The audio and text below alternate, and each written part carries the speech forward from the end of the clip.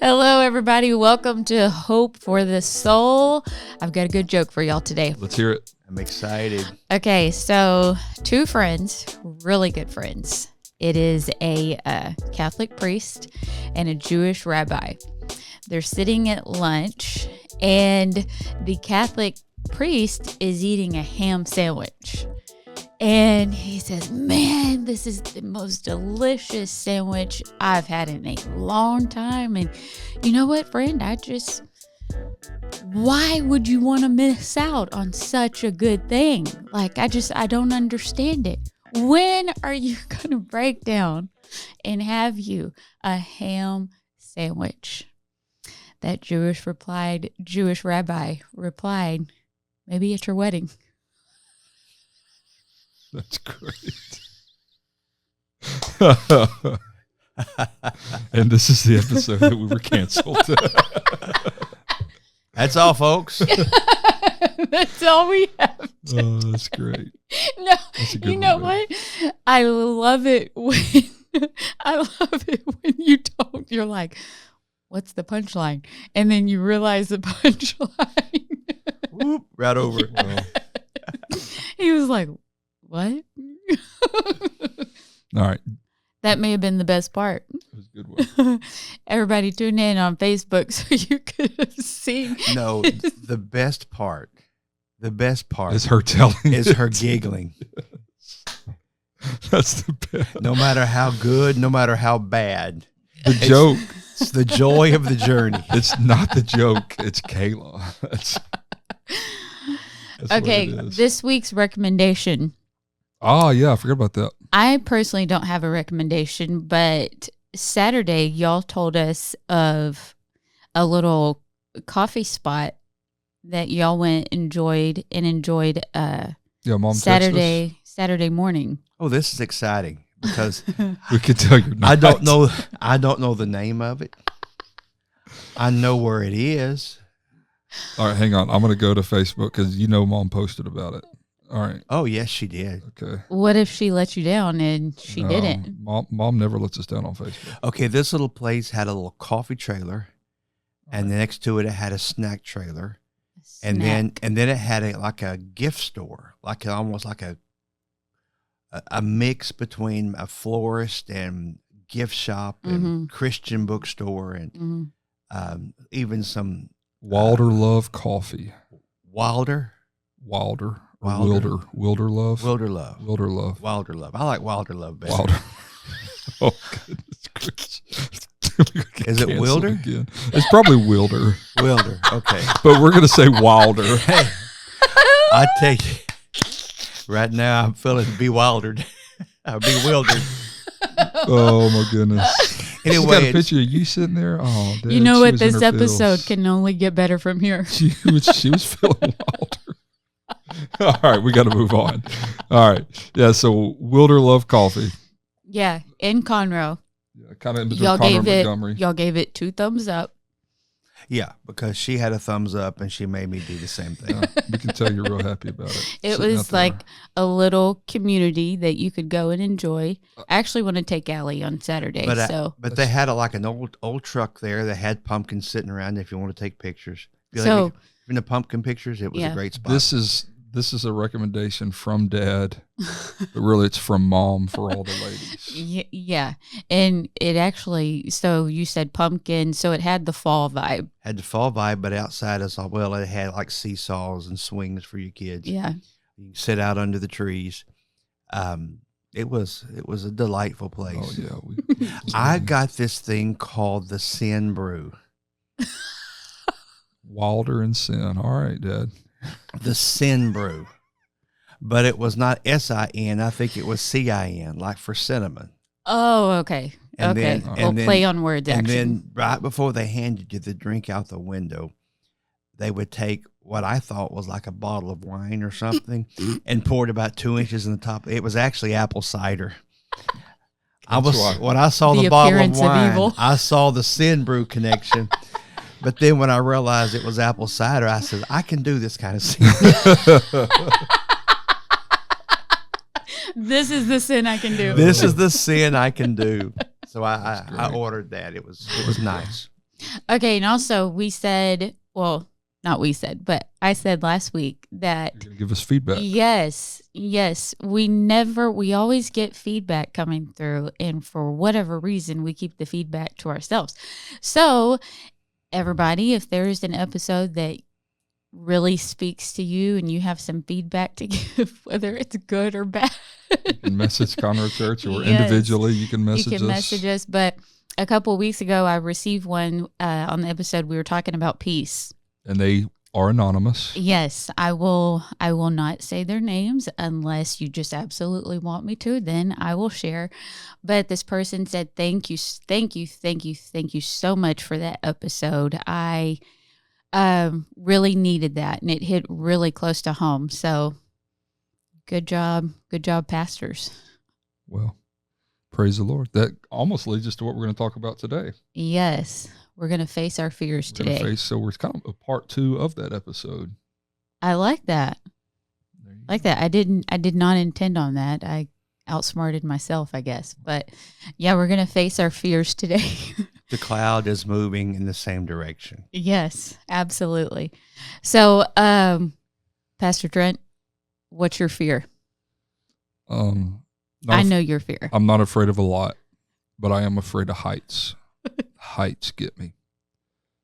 And I have to be on ladders a lot sometimes, especially around here at the church during the week, fixing something. There for a while, we had a devil projector. We finally replaced that a few years ago. But I was on the top. Is that ladder 14 or 16 foot? I think it's or 12 foot? 12 or 14. Either it's way. Actually an 8-foot ladder. It's a widowmaker. With a platform on top. Yeah. But where you're standing on top of that, but it's also On the top edge of the stage. So you feel like you're Oh, a yeah. lot higher. Yeah. So Yeah. it's pretty sketchy. And then, so I can't stand all the way up because I'm so high under the projector, and trying to unlatch the projector to bring it down with nothing. It's just, Kayla's cracking up. Yeah, you got super source, so everybody's seeing you. I think a lot of times I've had to go up there for you. Yeah. Well, hey, there's no shame in my game. But in 2020, in the summer, when we repainted that sanctuary, this back wall, Mm-hmm. we had that scaffolding that we bought. Mm-hmm. Shout out scaffolding, because it's actually come in handy for a lot of things around here. Yeah. But we doubled. Was it two or three sections that Yeah. all the way up at the top, and it's what, 3 foot wide and 6 foot long. It's 2 foot wide, 8 foot long, And it is. and it's wobbly. It is. Wobbly. It's wobbly. Well, you like to live on the edge and not the wheels. You don't care if they're moving or not. No, I don't have to have the wheels locked. They're locked on He me. wants them locked. Yes, sir. So if you're just using one section, it's not bad at all. Like, it's a little shaky, but I mean, Yeah. you're only what, I don't know, your head's probably 10, 12 feet in the air. It's not bad. We had her climb up there, and she was still barely off the ground. She was looking at us eye to eye. Oh, that was mean. Okay, but But climbing on the roof of our house a couple years ago, because you and the kids have been after me to put Christmas lights on the house. And so I didn't want just a bunch of light strands plugged in together. So I went and I bought the custom links and spent a bunch of money on LED bulbs. And I was like, okay, it's not going to be bad. I can cut it. I watched all the YouTube tutorials. I had it. It was an easy process. Until he got halfway up the ladder. Until I climbed on. So like our house, you got like, there's a 1-story section of our house for lights, and then the 2-story section. Oh man. So what did you do last year for lights? I've got a good friend named Dylan Pedigo that does our lights. Shout out Dylan. That's a recommendation too. There we go. Here locally. He and his family, they own a So business here, but he also does holiday lighting. So you have 2 light systems for your house now. No, I've got one, and it's called Dylan. Yeah, he took that first one back. Yeah. So I returned all the stuff that I bought. Mm-hmm. I got, I don't know, $300 or $400 back. And Mhm. now Dylan does my lights. Dylan's a good man. He said it was not worth it. My fear is water. That's true. Okay, so I find your fear kind of humorous because I'm not fearful of heights. to where do you find my fear? I do, because I love the water. Uh-huh. See how that happens? And the kids love the water. See how that happens? But I had a drowning experience, near to drowning experience, when I was 8 years old. And ever since then, it has made me so very fearful of water. I kind of start hyperventilating when I'm by water. But to a person who does not fear. Factor in Anna Lee. Mm-hmm. We lost her by drowning. Yes. Yes. Mine was, I was not by myself. My aunt had wanted to show me something. And we were playing in the pool together. And she was like, here, Kayla, I want to show you something. Well, I felt like I was slipping from her arm. And with me struggling, she begins to struggle. And then my mom, she's on the edge of the pool. She don't know how to swim. She's like, I'll save both of you. You don't know how to swim. She does a good doggy paddle. And same with me, Mom. I'm not joking with you. And so it has made me very fearful of water. And then this past summer, we rent a boat. Yes, we go to Branson. And I'm thinking, like, we're sitting on top of 15, 20 feet of water. It was almost 200 feet deep. Oh, my God. The kids are just swimming. Boats can sink out here in this. I wasn't going to tell you. Yeah, he doesn't tell me that until we're, getting ready to go in. Yeah. Dad, I don't think you're afraid of anything. Your lack of fear scares me. that becomes a problem, a bit problematic in life, because I don't know of anything that I'm afraid of. Yeah. I'm comfortable in most any circumstances, and even things that probably should make me nervous, I seem to calm. And big major moments of conflict, instead of feeling anxiety and want to yell or swing fists with everybody else, just get calm and smile. I get cold and calm. It's awesome. Cool and relaxed. I mean, I probably, like the old Western guys, could probably get real calm out on the street, walking up, and not get nervous on the gunfight. But that's not always good. Because sometimes it antagonizes. Because sometimes, because you're not afraid, you take some shots that you didn't have to take. Yeah. I can remember, though, growing up, Mom would get mad at you because you weren't afraid of anything, and you just go off and do something. And I was Mom's emotional, and then as a kid I was very emotional, and would get mad at you because you just go and do something and not think about what you were doing. So all right, so that's kind of where we're at, but I think it's good for us to face our fear. Oh, absolutely. Absolutely. I actually find it ironic that we're talking about this today. And last night, I will tell you, a little sub fear that I have is my kids. And that's, just maybe that just comes with the territory of being a mom. Yeah, well, you're a guardian. You're a mama bear. Yeah. And so we're talking about this today, and we've known we're talking about this today for a month. And then last night you showed me, hey, did you know this? Yeah, so Montgomery County Sheriff's Department had to release there was a press release yesterday because a lot of rumors of threats and for schools in our area. For Conroe Independent School District, and they investigated everything, and it didn't turn out to be valid. But it's still a big deal across our nation right now because the political climate and basically fear sells. And so fear's been stoked. And I find it ironic that our country has tried to respond correctly to threats because we have had, these school shootings, et cetera. So now any sort of a hint at that, we respond, and we respond quickly.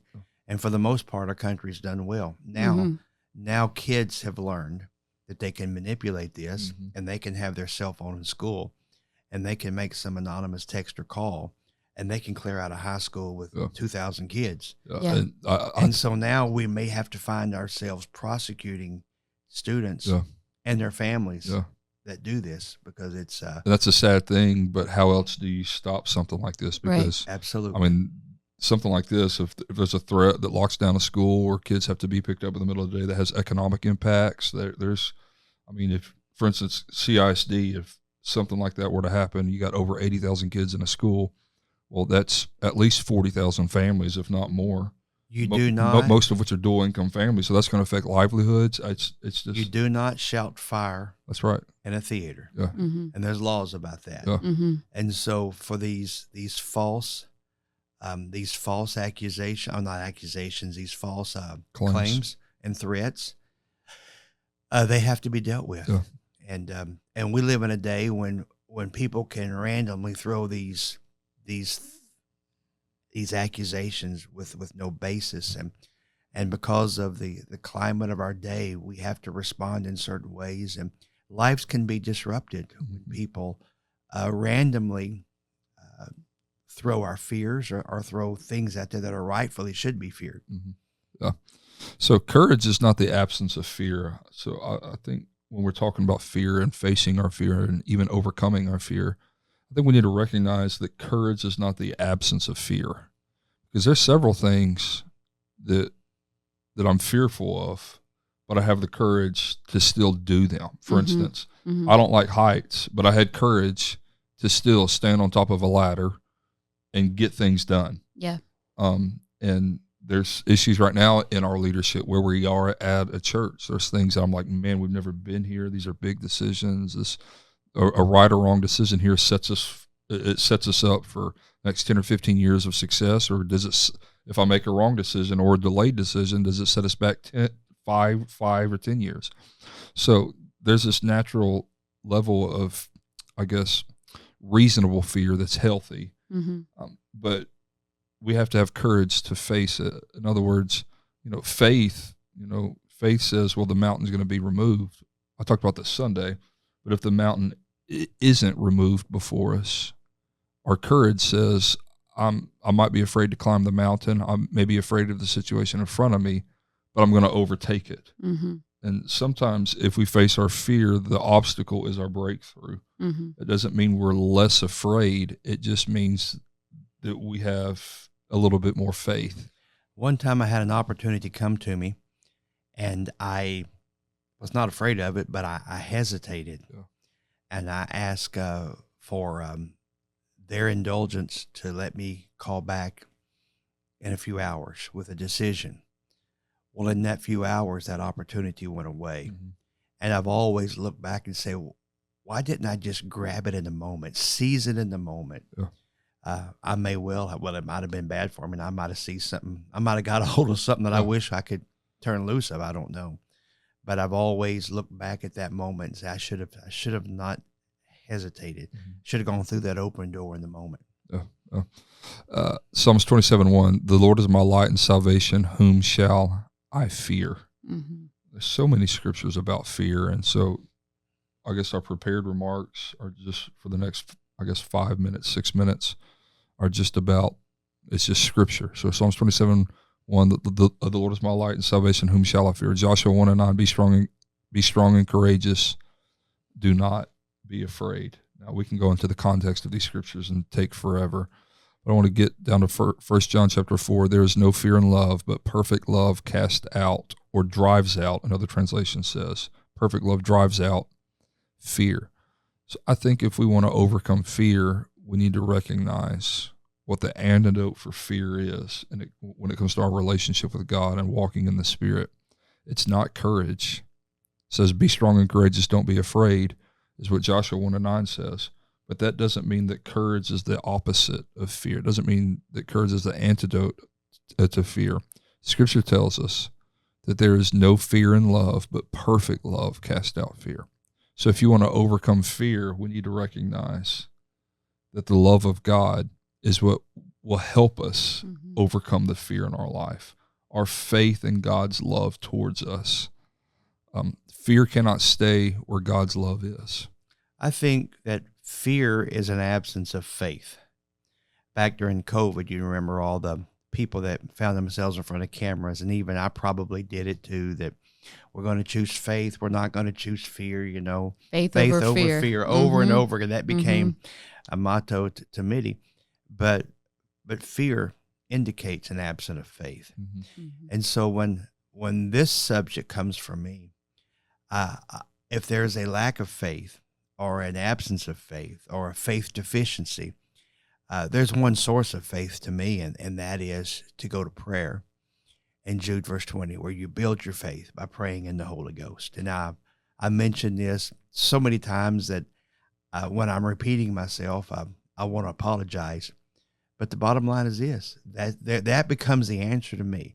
When my faith is weak, when my fears are strong, that's when I've got to go to the place where I can build my faith, restore my faith, go to the faith gas station, and fill my faith tanks again. And I do that by praying in the Holy Ghost. Now, I was out of town a few days ago, and we've laughed in the past. I have that little spot where I like to pray.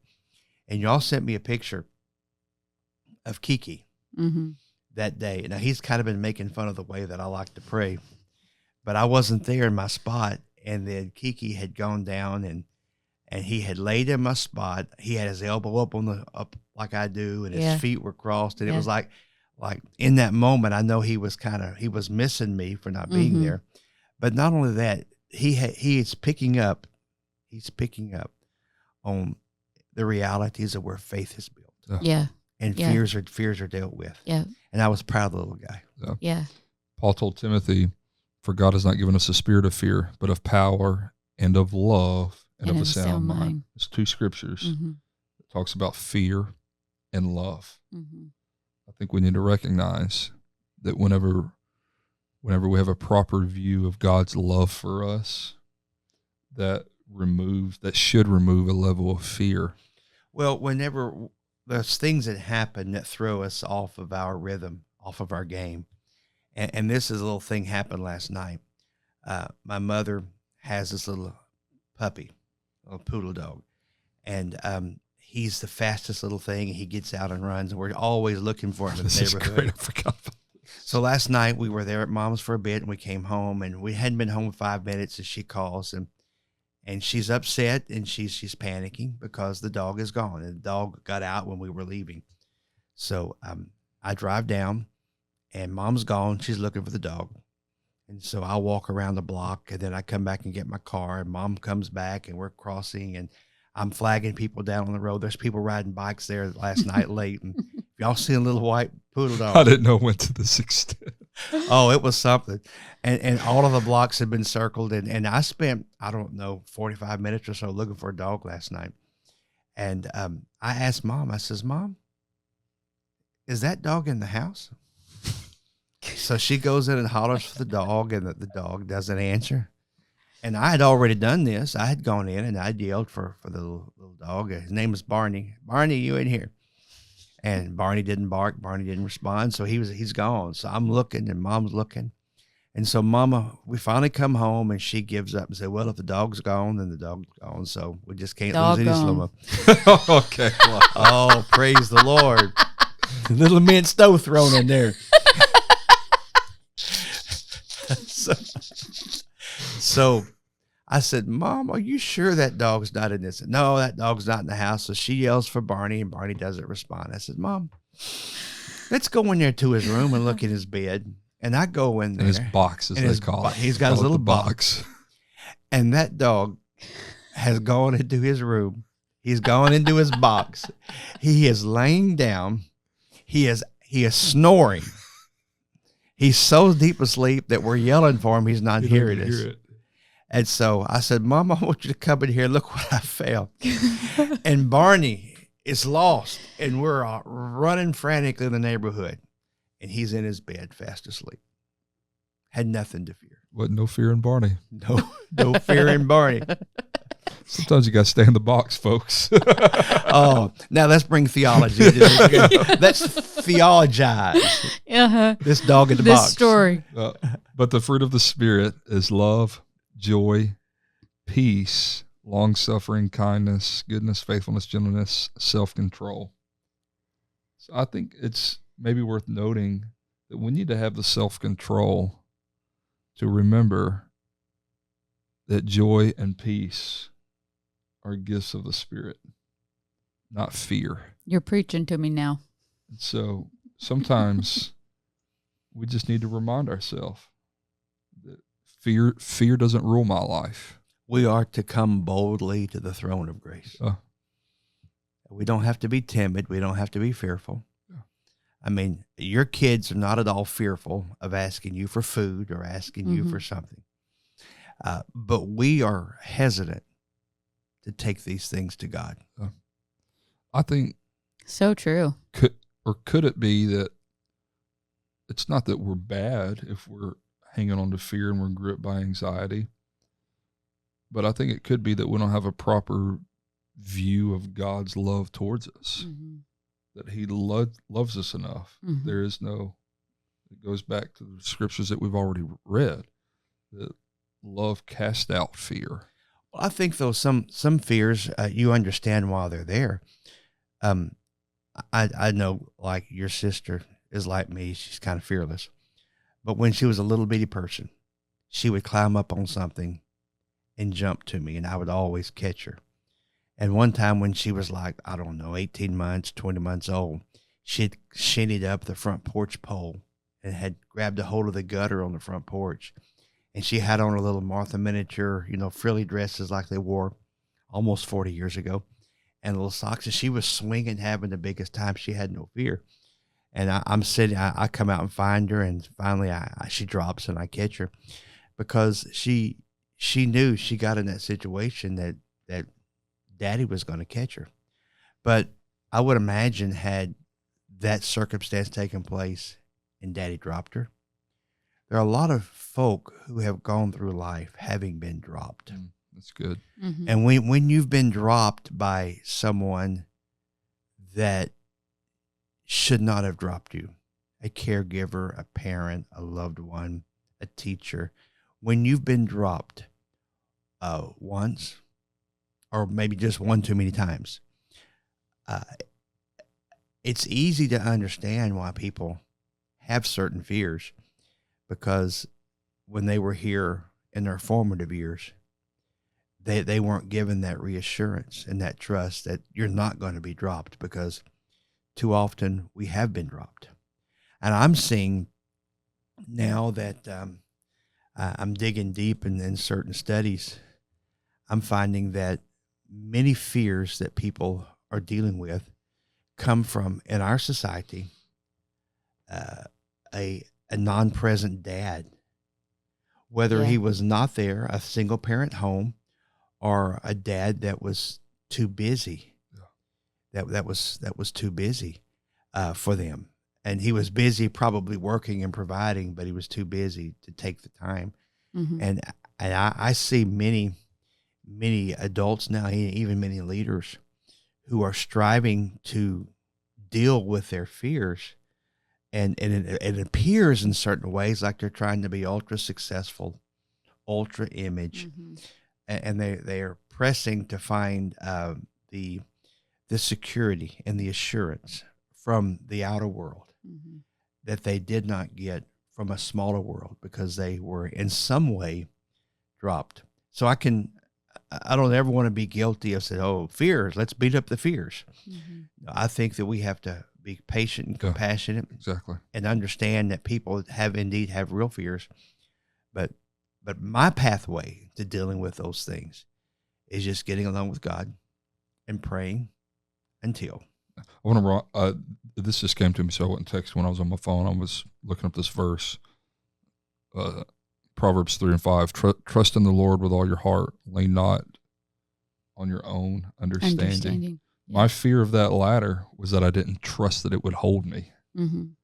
My fear of that scaffolding, my fear of the roof, I didn't trust myself. I didn't trust the edge. I think we've had an episode where we talked about when we came down the mountain on the cables. What was that? Oh, zip line. The zip lines. Well, my first zip line I ever did was in Africa, and if we've talked about this, I apologize. I was scared to death. I mean, I'm not scared, not fearful, but I wasn't necessarily scared, but it was over Victoria Falls, so that's a different animal. I wasn't trusting. Mm-hmm. I wasn't trusting. And so when I finally sit down and realized that that cable was going to hold, and that little thing that connected to the cable was going to hold, and that I was going to be able to trust that cable, then I decided that instead of me timidly just letting myself go, I decided I can trust that thing. And so I ran to the end of that ramp and dove off, went all the way to the other side of Malawi, and then came back. And realizing that instead of fearing that thing's not going to be enough, I had to, and I know people who fear God's not going to be enough. Their fear that the things that they're trying to trust in is not going to be enough. But when you realize that the grace of God, the peace of God, That's good. Yeah. the presence of God is always enough. Always Mhm. enough. Grace It's is always sufficient. That you can trust that. So that way you can launch out. That way you can boldly step out. And Peter boldly stepped out to walk on water when he realized what was going on. He thought it was going under, but the fact of the matter is he was bold enough to take the step. Mm-hmm. And then when he was bold enough to reach out and trust the hand of the master, you can go anywhere. You can accomplish anything. You have nothing to fear. And I want to say this about this subject, and that what I'm watching happen in you and Kayla as young adults, as leaders, as pastors. I appreciate that young adult part. Well, you are young adults. I mean, I'm at my age, anything under 50 is still pretty young, okay? Okay. I'll take it. My rollators around the corner. You can't see it, okay? But then I'm watching that quiet confidence that as a parent, your mother and I have endeavored to build in you. And we're watching how that Kayla brings her giggle box into that as well. And where you two now in our community, when we walk into a room, important people are stopping and wanting to shake your hand, wanting to get in the picture with you. And it's just as matter of fact and calm for you because you have a confidence. And I'm thankful that you're not fearful in those situations, you're not socially awkward in those situations. And I'm thankful for that.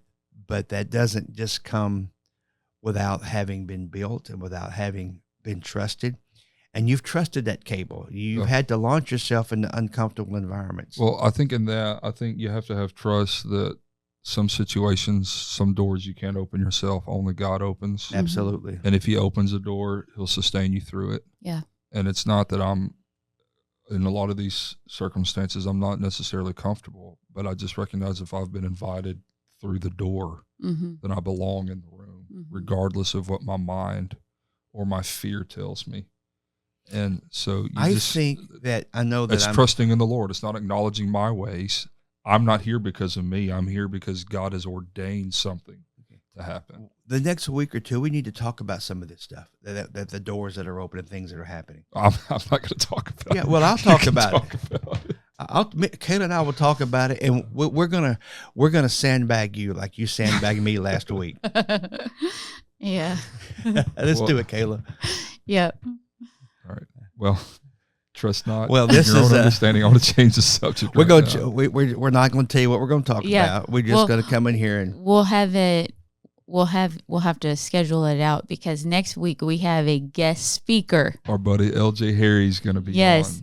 If you have not ever heard of LJ Harry, you are in for quite a treat. A brilliant man, a brilliant mind. Brilliant, humorous, / funny as all get out. So it's going to be fun. So tune in next week. We have a week we're going to be out of town, so we need to do like a 2-week episode. A twofer. We got to do a twofer one of these weeks to cover for that. Yeah, that is true. Forgot about that. So we'll get her done. All right. Well, thanks everybody for tuning in to this episode. We've gone about 35 minutes longer than we wanted, but thanks for tuning in. Tune back in next week for an episode, a conversation with our friend LJ Harry. God bless everybody.